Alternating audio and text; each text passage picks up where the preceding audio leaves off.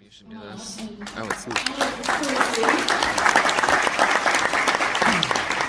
Out of courtesy to all of our pitchers, if I can ask you to please turn off your phones. We don't want to interrupt their chance to pitch for people in the audience. Okay, so I have the magic champagne buckets, and we're going to start with pitchers who've been pre-selected, but before the break, I will hopefully pick from the audience, or absolutely after the break, I will start picking from the audience. Okay, so take it away, Kamron. Thank you very much. My name is Kamron Saraye. I'm from Minneapolis, Minnesota. I'm a producer. My project is an action-adventure called Coulter's Run, which is based on a true story about one of the first mountain men. Can you hear me? Hold on 1 second, I'm sorry. Our timer is not working yet. That's okay. Let's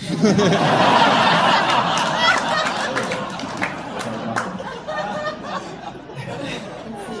Where is our timer? Where is my fellow? Oh, it's working now. Okay. All right.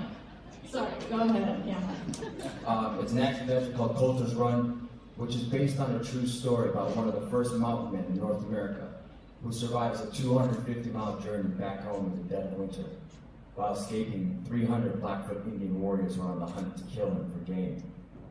This story begins in the early 1800s, where mountain man John Coulter and his inexperienced partner John Potts set out on this risky expedition to Blackfoot territory to become rich by trapping beaver for their fur.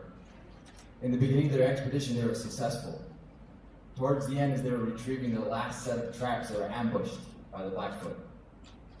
John Potts immediately retaliates and gets killed. Coulter surrenders. He gets taken back to his camp, where he's stripped naked, beaten, and starved for several days. The chief and the warriors take Coulter into this big, wide open field, and they tell him to shoot this arrow. Where that arrow lands, he starts running, and we start hunting. They shoot this arrow, and he shoots this arrow. 75 yards, he starts walking, drops his bow, starts walking.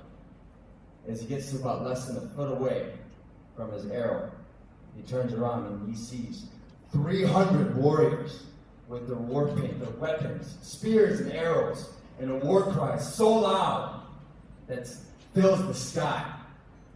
You look back at John Coulter, and he's got rage in his eyes. He snaps. He gets up, he takes a deep breath, and he starts running. In the beginning of this chase, he comes face to face with one of the head warriors, killing him, then taking his spear. And throughout the chase, he evades the other warriors. And then throughout the journey, he survives an avalanche.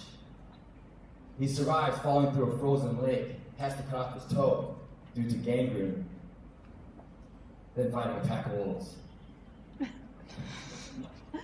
Out of the 300 warriors, one of them stayed on his trail throughout the journey. And he had with him a young boy who was the son of the warrior to which Coulter killed in the beginning. These two managed to follow Coulter throughout the journey, and they finally caught up with him. Once Coulter realized who this young boy was, he asked for forgiveness, and he offered his father's spear to him. The boy forgave him. And the warrior gave Coulter respect for what he had endured throughout the journey. After a moment or so, they let Coulter's pass and finally makes it home.